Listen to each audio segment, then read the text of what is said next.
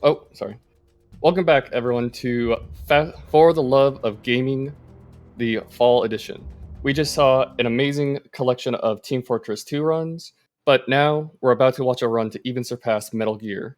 This is UnMetal, brought to you by NickRPGreen. And if you'd like to start off, it's all yours. Excellent, thank you very much. I have brought along my good friend Metal Glenn Solid to commentate. Glenn and I are pretty much the only two active runners of this game at this time. We are desperate for anyone else to come and join in with this fantastic game. But I'll let Glenn talk a little bit about himself, because I've already been on the stream twice, so you're probably all sick of me already. How could we be sick of you, Nick? Come on now. Yeah, I'm Glenn. Like Nick said, I'm one of the only other active people that run this game, and both of us speedrun Metal Gear as well, which, incidentally, this is where this game steals some inspiration from. Wink, wink, nudge, nudge. It's great. All right, with that, let's get started. So this is going to be any percent hard.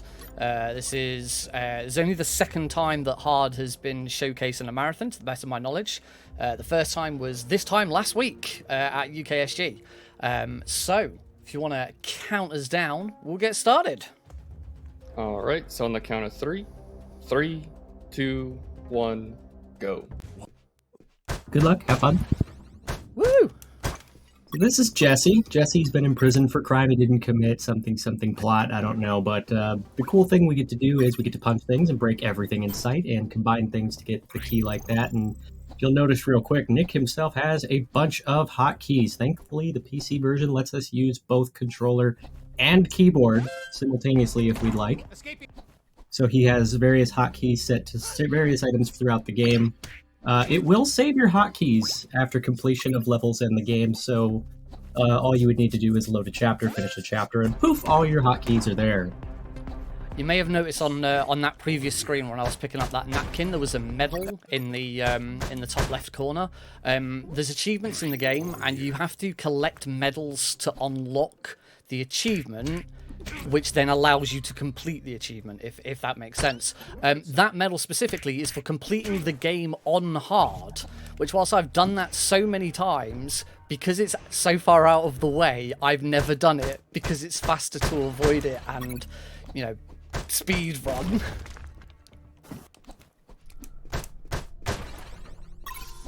And we get our first secret in the game. So Fran, the developer, has hidden multiple secrets throughout every single level, or just one in some cases.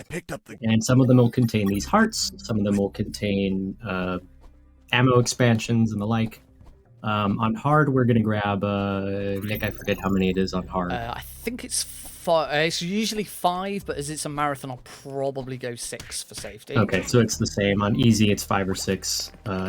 Same reasoning. We're going to need that for a much more difficult skip toward the end of the game.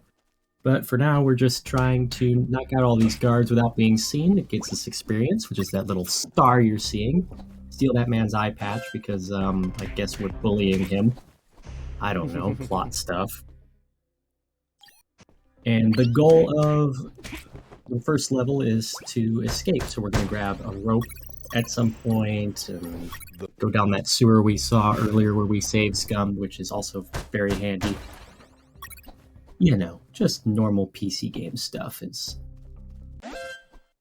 But the experiences will have us grant various levels, so we're level 1 to start naturally, and as we progress we'll get different power-ups that we get to choose. It looks like I'm on course to be level 2 by the end of the first boss. Oh, that guard turning at that moment was a bit annoying. That kind of thing is why I've always opted to just sidle against the wall there and get him that way. He'll never see you, but that is what it is. Get our bleeding out state. The good thing is we can save Scum and get a full bar of health, or alternatively, if you'd prefer, you can just go into the boss and you'll never actually bleed out, which is nice. So this is Grenade Guy. Grenade Guy is probably my favorite and least favorite boss. He's a bit of a meme, both in the community and to some of the people working on the game. So some of the patch notes have little in-jokes about Grenade Guy that aren't even real. He's trying to get- not being very He's nice aggressive to me. today. And naturally Oh. on hard, he's going to throw more grenades than he would on, say, easy, Please where he stop. throws just the one. So, come on, grenade guy. There we go. Oh. He Grenade was guy. very aggressive. Grenade Guy is one of the bosses that has a heavy RNG in the game. Some bosses have no RNG at all, but Grenade Guy is very, very heavy RNG, and he was stopping and throwing grenades a heck of a lot there. In fact, I'm going to play this safe. There is a first aid kit here, and I'm going to use it now. I don't think I've ever grabbed that first aid kit in a run, but I've never usually been this low on health at this point after the first chapter. That is the end of the first chapter. Yeah, on the lower difficulties, more so easy that I'm used to, you would start each chapter with a full bar of health, and you wouldn't have even never had to grab that med kit. But since this is hard, it's not going to be nice and refill our health. Something worth noting, though, too, is this is Fran's pretty much his original version of how the game was meant to be played was on hard. He was designed from hard and then worked down. Yeah, we're playing this on patch 12, and the majority of the other patches were all changes to easy to make easy actually easy. Yeah, they approached us and we talked about doing some events and some very early gameplay of the first few chapters, along with some other people. It wasn't just the Metal Gear community. And that's Sergeant Roscoe down. He's actually faster on this difficulty, fun fact. Yes, because he whenever he ducks down, he gets up quicker the harder the difficulty is. So it is one example of a boss that's actually faster on hard than he is on easy.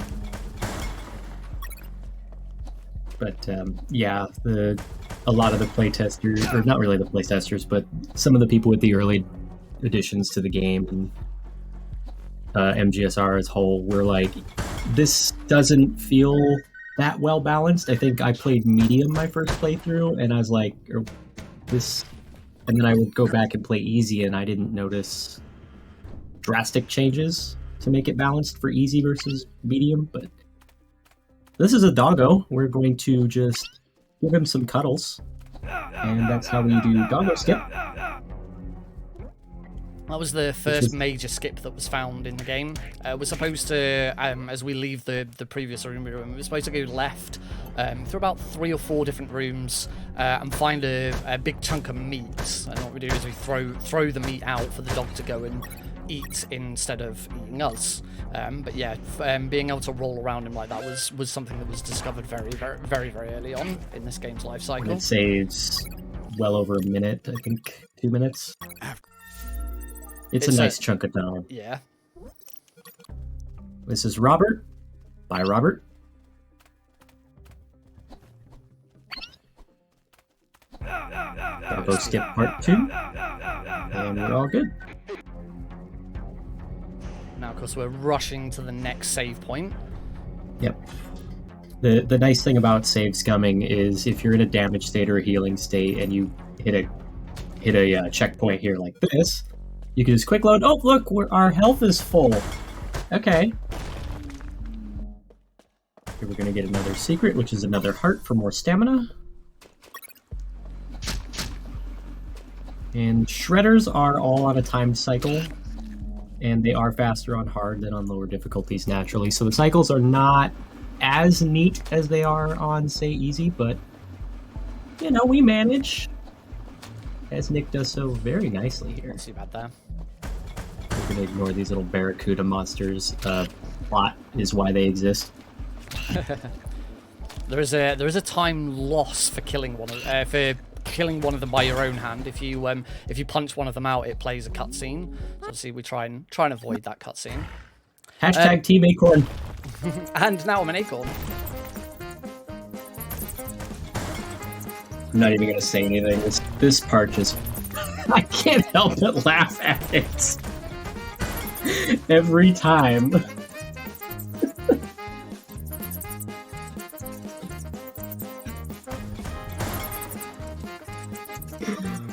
Oh man.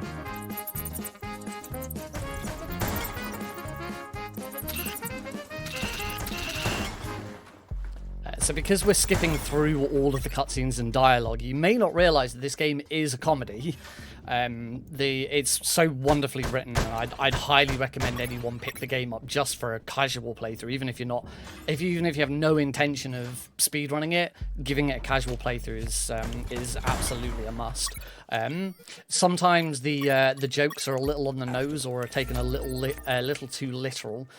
So that section that we just went in there, Jesse's narrating his story to his girlfriend. And she asks him, "Oh, you were in a sewer. There must have been a load of rats." And we got given the option, none or a lot. So because I picked none, Jesse said, "No, there weren't any rats, but there were these horrible flesh-eating squirrels. I felt like a nut." And so the game takes that metaphor and makes it literal by turning you into an acorn.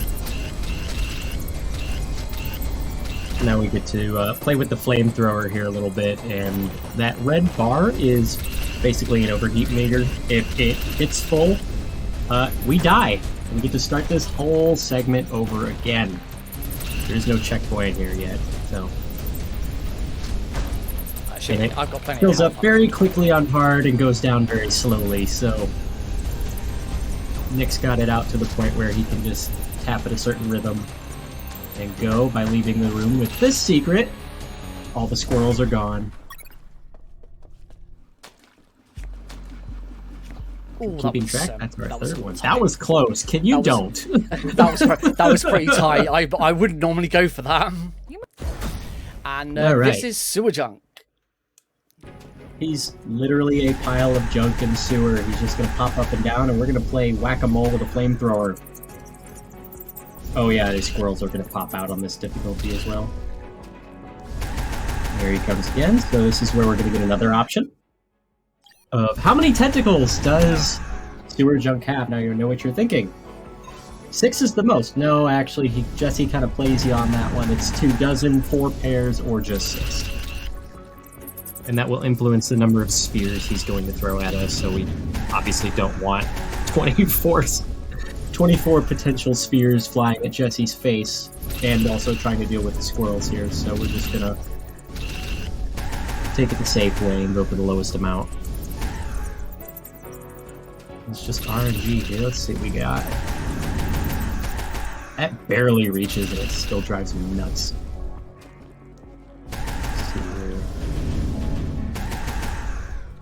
There we go. So nice. We're gonna try and get... It should be close enough, I think? That's the right amount of health for flamethrowers. Yeah. Perfect. Good. We're gonna skip a cutscene here that will... Well, the flamethrower is supposed to break, yada yada yada, and then we'd have to finish him with my fists, but... Nope. Perfect amount of health. Sewer junk is defeated, and yes, for all but one boss, we will hear that awesome rift. One last choice, and that is the end of chapter 2. Out of the sewer, finally. 731's not bad. It's alright. It's not bad. Into the lion's den we go. Back into the enemy territory. Knock that guard out. Get his experience, because we would like to be level 3 relatively soon. But here we are. Grab more of these. So you might be wondering, what on earth are you grabbing portable empty potties for? TLDR, they are quick saves. You can use them pretty much anywhere as long as there isn't a conscious guard on screen. And Nick's going to use a couple of those. Just for some safety measures. Oh, that's nice, getting both bits. Nice, there's level 3, so... It's good timing for level 3. Mm-hmm. And now we have faster healing.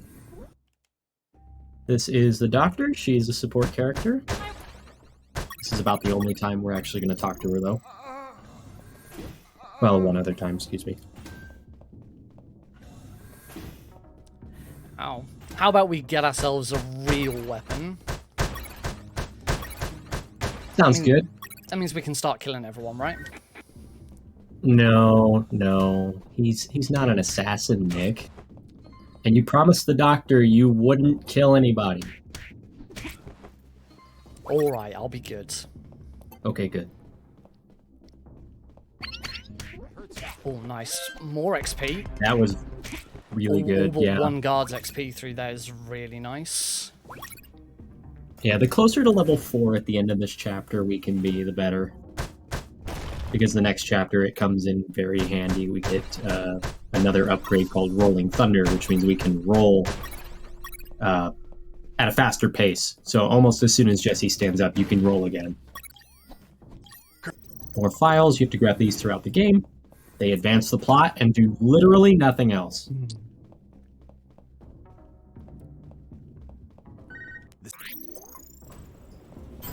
I should say that we weren't kidding with the no kills. Part of the game is that if you do lethal damage to a human enemy, we can kill things like drones and robots. But if we were to actually do lethal damage to a human enemy, then Jesse has to heal that enemy with his own health kits. If that enemy then bleeds out and dies, Jesse gets a game over. Game over. You killed someone. Alright, Megatron. Another boss. Giant drone. Megatron. So this is basically Tetris the boss fight. You want to be very careful about where you allow Megatron to drop these. They are set to, it looks like 3x2 crates here. And it's very, very easy, especially on the higher difficulties, to just screw yourself and get locked. And especially since he moves so fast at times that you really are only taking a few shots at him at a time and reloading immediately. Perfect. Yeah, on easy difficulty, that boss takes 2 cycles. On medium, it takes 4 to 5 cycles, and on hard, it takes 6 to 7 cycles. So yeah, managing where those blocks go is important. Otherwise, you'll very easily back yourself into a corner and just get squished. All right, how is everyone at their basic high school GCSE science? How do we make chloroform, folks? Chloro and form, right? Exactly. Take yes! one part chloro, 1 part form, and you've got yourself chloroform. If your teacher's telling you anything different, they're wrong. We're right. It's true. And now also the option, there's some other in-jokes that the game has, so that room is filled with all kinds of other chemicals, and they might do some funny results. Not going to spoil those funny results, but they're funny results. Figure it out. So we did all of that just to grab this thermal suit. And also the chloroform. So the chloroform does come in handy. The chloroform is very important. It's actually required for the story. This is basically mandated for this section. This is the only time in one part of Chapter 4 you're going to see the anti-thermal suit here in the run. We're going to go into this office. We're going to grab our second file here in Chapter 3. Now we have 3 files. Blah, blah, blah. Something, something, plot. I don't know. We don't watch the plots in this game anymore. It's been so long since I actually did a casual run of this game. I've watched one person do one since my own, and that was about it. We need to get these batteries for somebody at the very end of the little laser segment here. We need 12 batteries for this. We get another choice. This actually does influence this room more than you would think. So you have the option of DTC, which is here, 2 detectors. You have GRD, which is 3 guards. And what is it? SHP? SHP? I think it's the third option. SHP. Oh, 250 sheep fill that room. Not a difficult room, but man, is it slow. Yeah. No chance of getting caught, though. So if stealth's your thing, that's your option. I wonder what this... And we've skipped a not safe for audiences of all ages cutscene. That's why I won't play. As of patch 12, there is now an option in the settings to disable adult content in the game, Which is good. which is good. I have When it it in comes to the doctor, though, I think you and I can both agree that Jesse might belong in a certain kind of jail. Oh, I've just Anywho. realised I forgot to reload. That's going to be important. So we are coming up to our next boss. Lieutenant Marcuson. So he actually does have 2 guards as little allies here. So Nick is going to shoot one and knock out the other with his fist. This is going to save him 1 med kit, which is nice. Having more on hand is never necessarily a bad thing. And now we've entered phase 2, lasers, which are insta-kills. And okay, that's pretty good. Not a bad fight, and he's in a nice position. Yes, as well.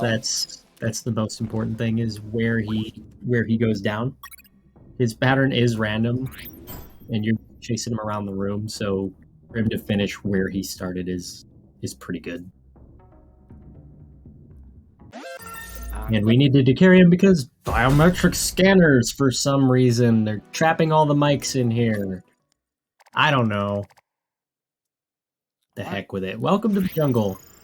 We've got fun and games, literally, because now there's a bunch of sleeping dogs. They're here by our set. We have to call the colonel because if you walked right there in the middle of that room, he would have called you, alerted all the dogs, and you would instantly die. Get ourselves 1 more piece of experience. It doesn't look like we're getting level 4 here, so I'll keep going. that's unfortunate, but it's not a deal breaker by any means. Now those 2 screens that I just walked through were minefields. There is actually a whole section of the game that we've just skipped. It saves about 5-6 minutes. But the minefields are supposed to be random. You're supposed to go and get a mine detector and work out where all the mines are. But if you load your previous game, you will get the same minefield that you had in your previous game. So just before we started the run, I loaded up chapter 4 and made sure I had the same minefield. So let's say it's the biggest skip in the game. It saves about 5 to 6 minutes. It saves us from a boss, which is a shame because it's actually a really fun boss. But yeah, we do avoid it. We're just going to get lost in the jungle for a little bit now. So if we've got any messages, donations, or anything like that, now's a really good time for it. Yeah, so this extravaganza is supporting the charity of To Write Love on Her Arms, a nonprofit made back in 2006, which has raised over $3 million in the hopes of preventing and finding help for people struggling with depression, addiction, self-injury, and suicide. They exist to encourage, inform, and inspire directly into treatment and recovery. Their core belief is that you are created to love and to be loved. So if you guys have the extra cash on hand, type in !donate and support a good cause.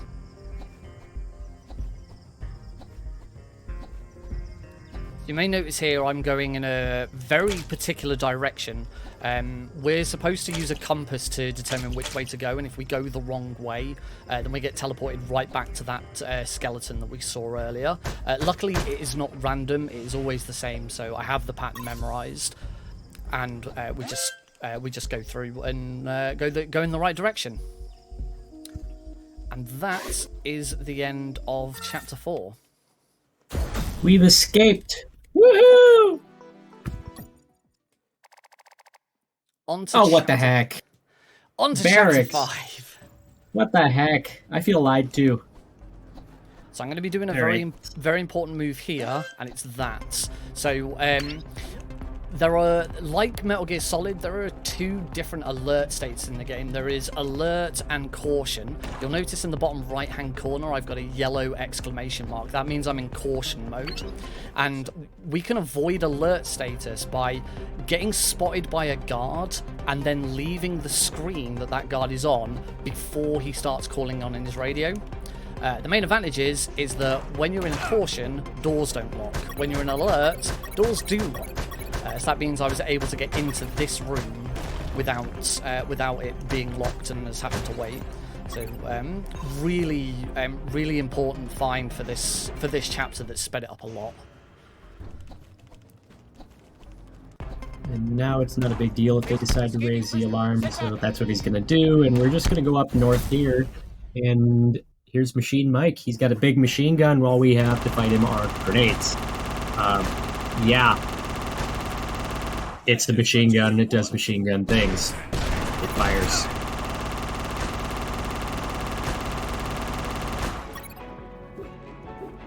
And that should be good. Yep, there we go. And we destroyed his machine gun. He's butthurt, and he runs away. In the meantime, we get that level 4. And there's Rolling Thunder. Which is very nice for this boss fight, too. Hey, look! He goes by Splash Mike now, and he's got a tank. Want to fight about it? Yes, I do. We're gonna get some rockets, and the only part of the tank that's actually weak like that is the back end with the little power box there on the back. So Nick's gonna take a very specific path here so that Splash Mike will destroy certain parts of the map so he gets more rockets, and then hopefully, fingers crossed, he'll have 2 rockets at the end of the level and at least 1 grenade.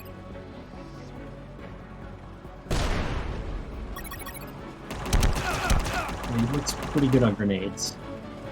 So.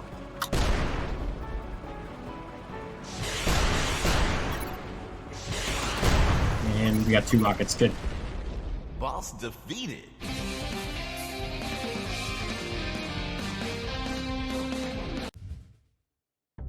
Yeah, none of the guards in that barracks area just decided to go on alert. Apparently that's a normal occurrence.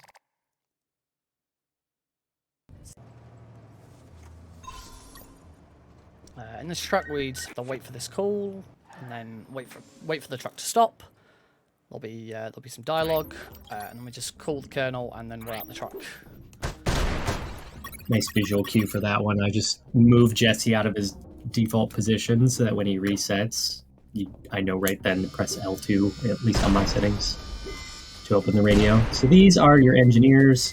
The only way to deal with them is to hit them with grenades, and they're not Mike, they're Leonard. Yeah, every single guard in the game is called Mike, but every single engineer in this level is called Leonard. Mike isn't a name for engineers, or something.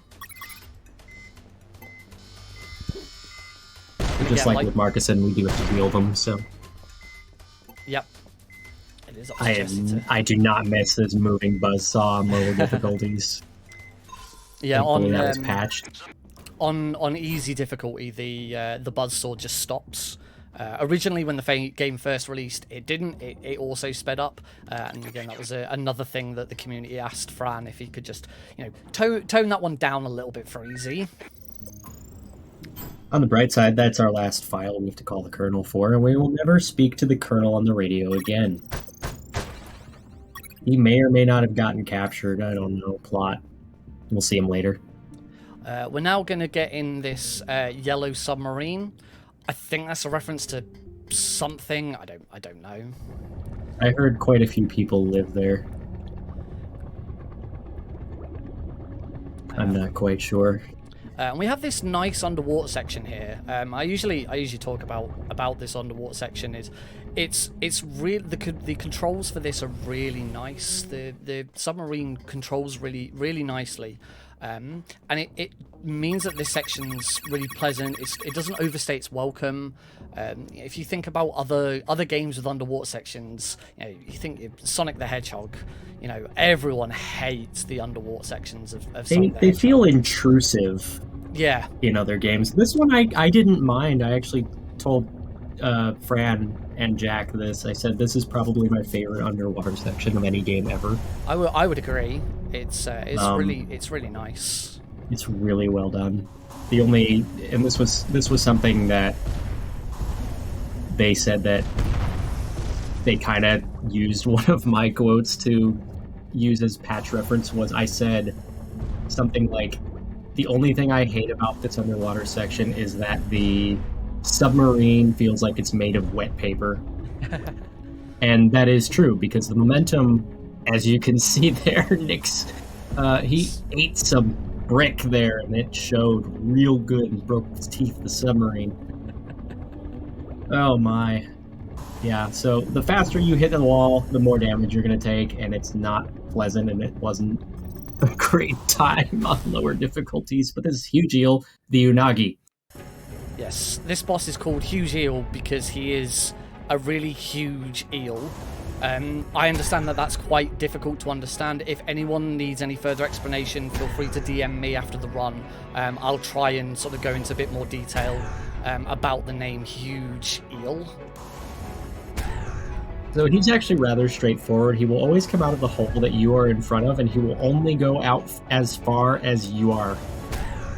So if Nick was any closer, he would stop that far, much further closer to where his hole is. On lower difficulties, you try and push that envelope so that you can just get in and go through the center one to finish the level. Remember when early patches were around and you waited a while and his dead body would show up at the top of the screen? It was great. You just stay in the previous room for about 30 seconds, and then all of a sudden, his dead body just sort of float across the top of the screen. It was really weird. All right, Chapter 7 is a pretty tricky level. It has what we all consider to be the hardest boss in the game. So I'm going to use this great opportunity to just let Glenn talk, and I'm going to concentrate. All right, so Jesse is going to gather his retirement funds for all this drug money that's hanging about here on the harbor. There's 5 containers containing $10 million apiece. I think we could all live on that for a little while. And these guards are going to come around on a motorboat and take shots at you while you go. Good thing we have the bulletproof vest. Thankfully, that is a passive item and will randomly just protect Jesse from any bullet damage. You can hear it there. It took a thump instead of an actual... Oh. Okay, good. He didn't call in extra guards. That's good. We got 1 experience out of it. Ooh, and the bulletproof vest probably just saved your section there, I think. Didn't get any XP from those guards, but at least they didn't call an alert. These are 2 rooms where it's really easy to just suddenly get an alert from them. Easy to get an alert. It's easy to die on this difficulty. It just gets crazy. If you let them call in an alert. But, it is worth noting that any guards that are moving around are random. They're where they start and their patterns are completely random. So it adds a really interesting element to the game where we have to, every time you enter a room, you can't just go, oh yeah, I just do this, this, and this, because that's what I always do. You have to think about, how am I going to tackle this? Do I try and get XP, or do I just try and get through the rooms? Oh, like that guard. Back saves by the bulletproof vest. My goodness, it's pulling workout today. Okay, so Nick mentioned the hardest boss in the game. Hello, meet the nuclear submarine. So you might think it's not a whole lot, but these missiles are actually rather misleading, and they come down at you quickly. We need to do this, get there, get all these grenades, get as many rockets as we can, and we do want to throw as many grenades at the top of that tower as we can. We would prefer to save our rockets if we can, but if we can't, we can't. That is what it is. Ugh. And it's just going to keep destroying the whole stage as we go. So this is what's insane with this. Very nice. I don't think you can get much better than that right now. Boss defeat. That was the perfect number of cycles. Wow. The only thing doing that quicker would be the last cycle ending slightly faster. Yeah, that was the perfect number of cycles for that boss. Very good. All right, so we're going to come over here and grab more gasoline because we need it for a boat that's up ahead here to the north. We're immediately going to get another boss fight. Oh. Well. No, I'm just going to have to load. I don't know why that guard sometimes sees you and sometimes doesn't. I think it's the way his head is tilted. Let's try that again.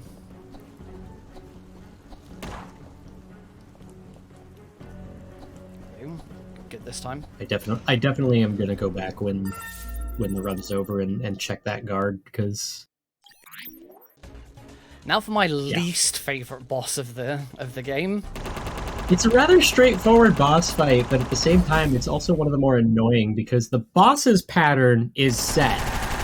The terrain, or in this case, river, is what's random. So you need to make sure that you're paying attention to the road kids because otherwise you might hit a rock and get thrown off the boat. On top of that, apparently there's this chopper dropping missiles on us, but Well, we're handling things pretty well here. And Black Thunder's down. Getting through that in one life Boss is the most important bit. That was a good boss fight. On hard, I don't think I've ever done it in 2 cycles. I've definitely done it in 3 cycles. But as I say, it's so random. It's completely down to how that river goes as to whether you're gonna do it in 2 cycles or whether you're gonna do it in 7 cycles. Ugh. We're gonna grab some more materials we're gonna need here coming up for plot convenience. You know, main character always has plot armor. So this is one of the things that Nick has actually discovered fairly recently is resetting right here. These cameras are on a global timer, and resetting here is a perfect opportunity to set them up to the point where you're waiting very little amount of time going through all the camera cycles here.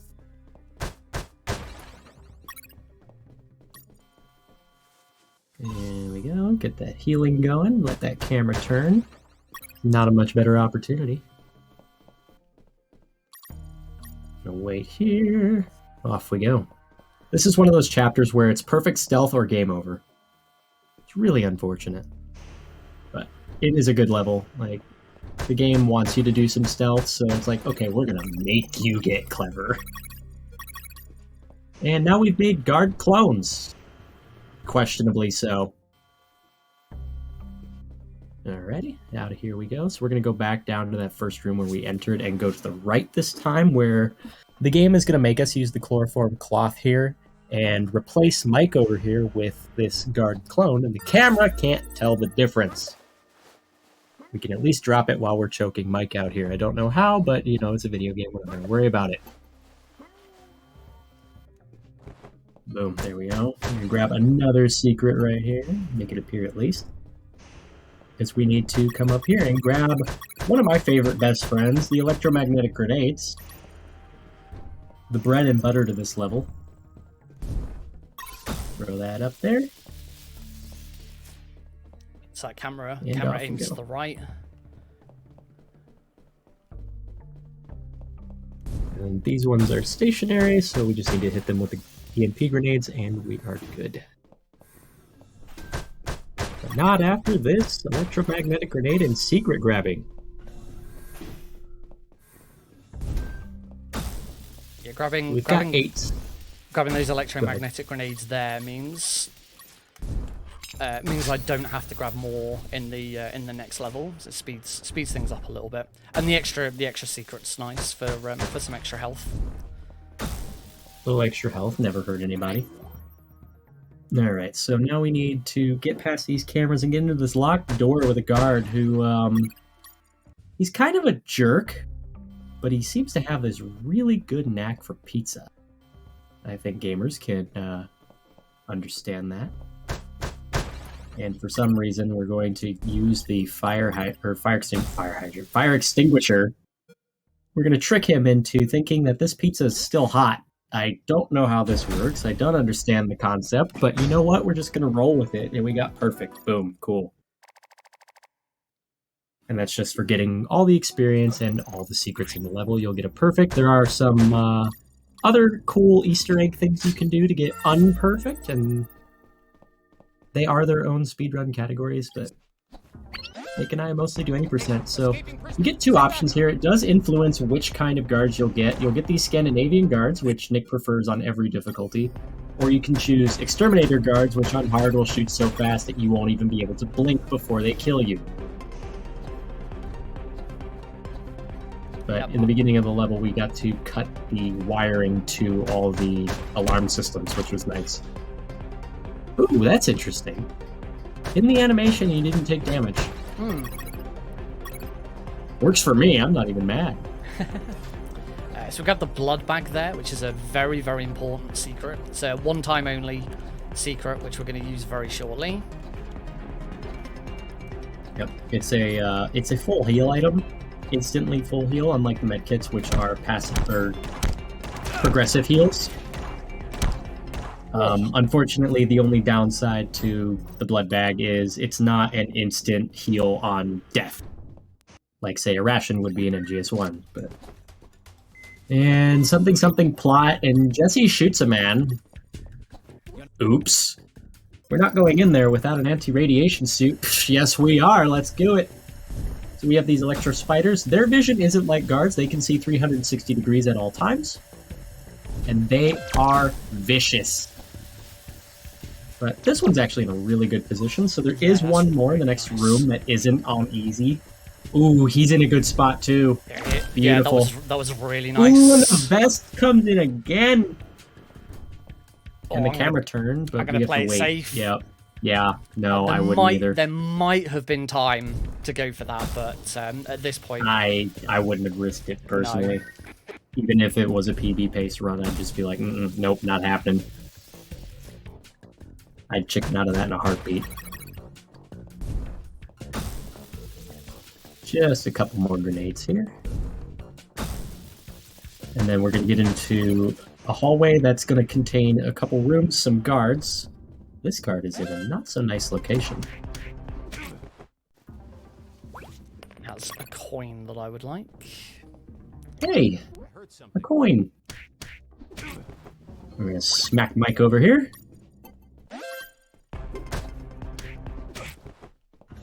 Nice use of the slingshot there, actually. Very nice. Thank you. And here we get key card number 4. That's the last key card.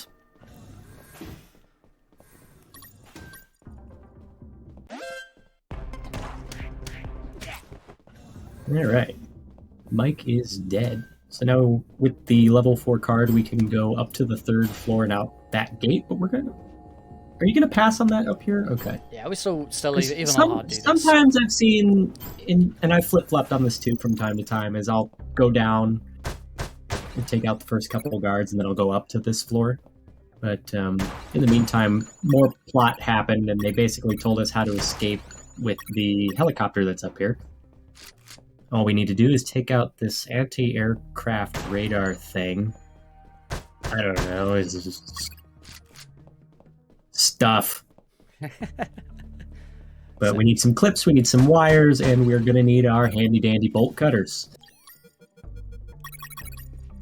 And lucky for us, the options in this game are not random either. They are set, so Nick doesn't have to remember what colors are what for wiring. He just needs to remember left, middle, right.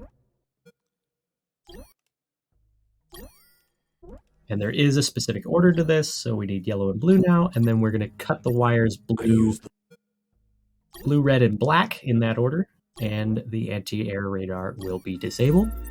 And we can get out of here! Let's get to the chopper, please! Get to the chopper! Let's go! I wasn't going to go there, but okay. I've never made that joke. Damn Nick, we need a key. Don't you leave your key in the helicopter at home? I always leave my key in my helicopter. You never know who might suddenly need to borrow my helicopter. Especially in an emergency. Like, what the heck? What is General X's problem? What's he got against Jesse? Alright, so these are a new breed of guard. These are what we named them for some reason Maikus. They're Japanese guards. Their vision is 180 degrees, so you can't even walk next to them. But thankfully, it is still limited range. Level 6, this is the last level we are required to have, so we get lethal weapon for the upcoming boss at the end of the hallways here. That's an example of his vision there, yeah. I do need to take out this mic here, because I'm going to use another potty. But we can't use a potty if there's a guard on the screen, so I have to wait for the... okay, hopefully this guard's going to... definitely don't... Yep. We don't want alerts from these guys, because they will forever just summon more and more of them. I'm gonna play this bit safe and just pop to the toilet here. This next boss can be a little tricky. If you want an analogy for alerts in these rooms, think of swatting a hornet's nest. This is Takuma Takagashi. He does have a bit of a quick kill. Does that make it easy? No. Wow, he's a bit of a butt now, isn't he? This is Okay. This is why I wanted to get that save just in case. This is why we safety save. Yes. He does have a quick kill, and this is the only boss we can skip the cool rift because your wife actually discovered this. She did, yes. The save happens right before, like that, right before the rift starts, but the boss is still technically defeated. Thanks, Heidi. Yes, as a result, I named the skip after my wife. It is called the Heidi skip. And just so that everyone knows, because I have got live split running, on the completion of that boss, I am on world record pace. Let's go. Which is also PB pace, which is also only my pace, because so far I'm the only person who's actually tackled hard. I'm lazy. Oh. Yeah, well, record pace is pretty high for a marathon. I've never done it in a marathon, so it'd be pretty cool if it happens. Ooh. Ooh. Oh, thank you, body armor. I love the bulletproof vest. We have to go down and get night vision goggles because it's dark in the basement, believe it or not. Yeah, this. Oh no. This level just throws so much at you. You know, we've fought samurais and ninjas. We've taken out communications array. I'm gonna just do that save scum. And now we are in a spooky basement with a bunch of ghosts. Ghosts that you can shoot. It's worth noting. Okay, we'll I love how their weakness is lead. Yep. Who would have thought it? All you got to do is just shoot ghosts. But this is the other thing we wanted level 6 for, was you want to be able to take these ghosts out with only 2 bullets as opposed to, 3? Just for obvious reasons of, we're going to need some more ammo here later, and I don't like going out from my way for more. You can get more here in the basement, but do you really want to go out of your way to do that? I don't.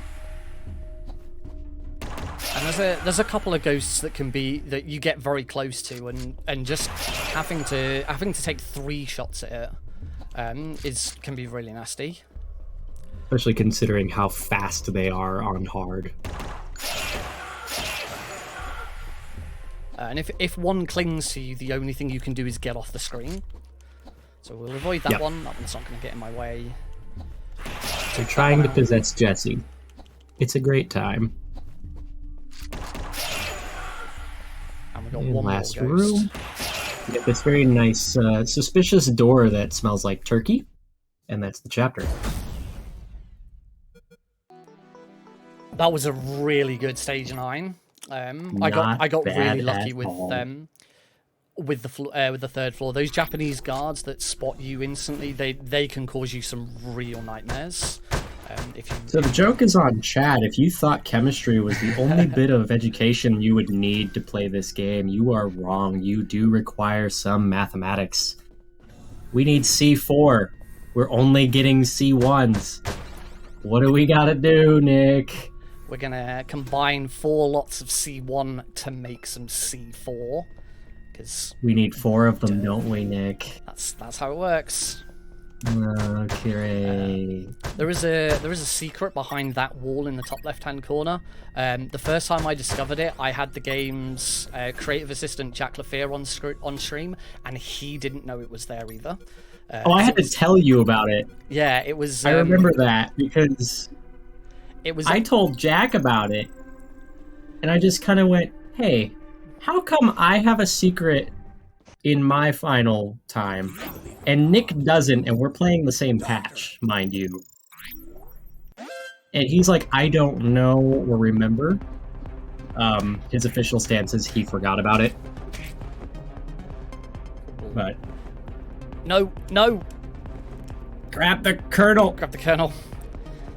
We need the Colonel. Yes, he's alive, but we need to take him out so we can get to the whatever. I don't remember. Jesse's some sort of war hero or something. Oh, he turned around. Should be good. Sometimes there's always an extra straggler guard, and he'll just keep walking. All right. Getting our way to the roof, but we're going to make a little side stop here in General X's office, and we're going to steal some of his stuff. Including, you know, every single ammo weapon we have. What a coincidence. He also uses all the same weapons and equipment we do. That's very Well, helpful. that makes sense, considering we found them all here on his base. Alright, this is the final boss, General X. Time will be when we see chapter complete, or stage complete, at the end. So this boss fight has 3 phases. The first phase here is just going to be a bunch of drones. They all die in one shot, so they're really not that big of a deal if you take them out fast enough. They're just the same drones that we saw back in Chapter 3. We get to shoot them now instead of just avoid them. So now we have a tank here at Phase 2. And we're just going to switch between regular grenades and EMP grenades. Died. Okay, Nick, once more with feeling. It's not the Back first to time. the drones now. That's not the first time I've lost world record on this boss.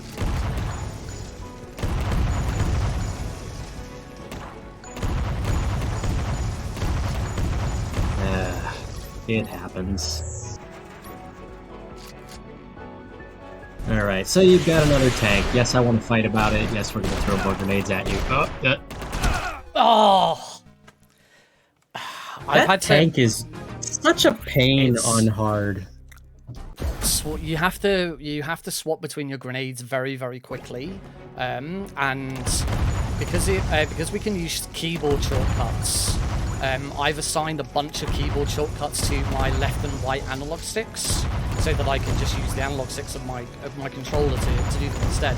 Unfortunately, I usually use a program called DS for Windows to do it, and for some reason it's just stopped working, so I've switched to a different program. Oh god. Yeah, Rocket got a nice PC here. I've switched to a different program, and the sensitivity is way different. So it's really I'm struggling to sort of put it in the exact right spot to make sure that it doesn't then swap to a different weapon.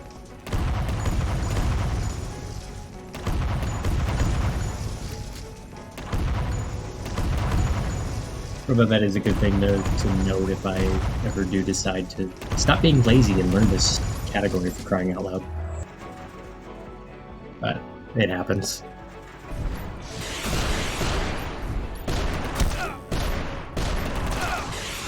It's almost every other one you want to do, but... Hey, we got there. Hey, and that's your last health kit, so General X doesn't steal it and heal himself with it! That's correct. For this final phase, you need to make sure you're on 0 health kits. And one cycle for the final boss. Woo! And time. Oh. So final time was 52 minutes and 2 seconds. We go by IGT for UnMetal. The developers worked really hard with Metal Gear Speedrunners to develop a really, really good in-game timer, and we've always been so grateful for the amount of effort that they put in to help us out here. Going into General X, I was 10 seconds ahead of world record, and I come out of it 1 minute 48 seconds behind because of that really poor performance at the end.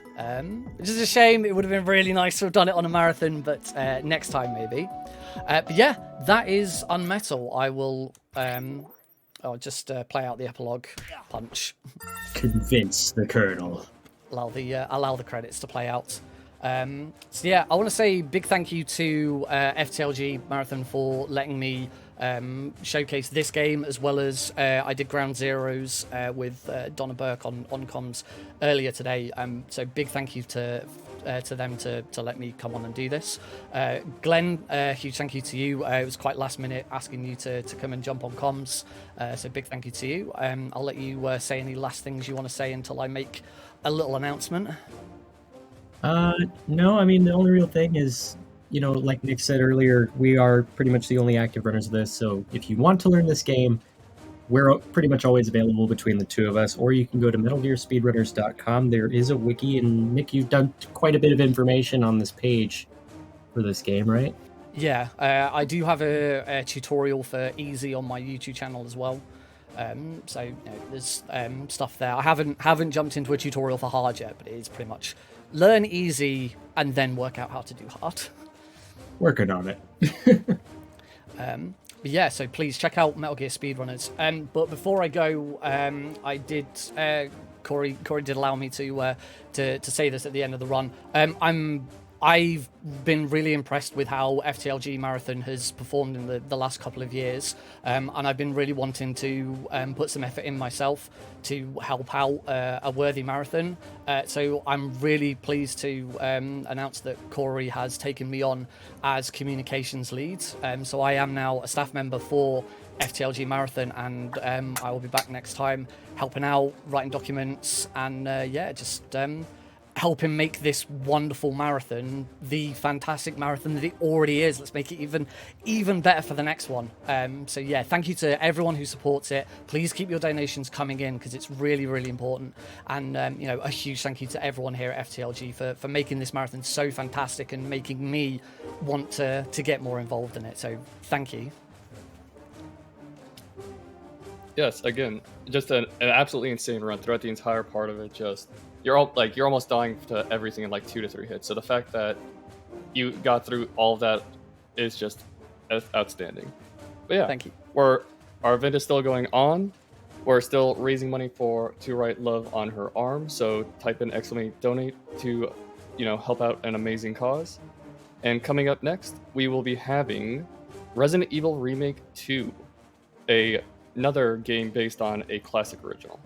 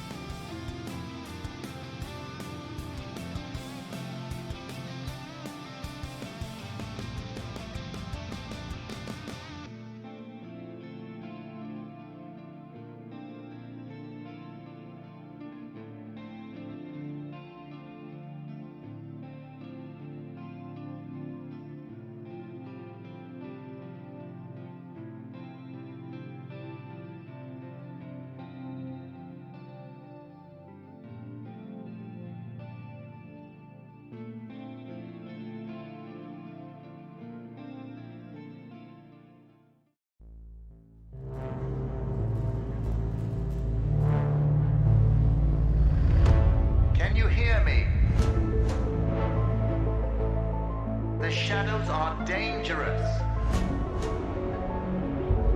Stay away from the shadows. An escape plan is in development. Think the floor is lava, just with shadows that absorb organic material.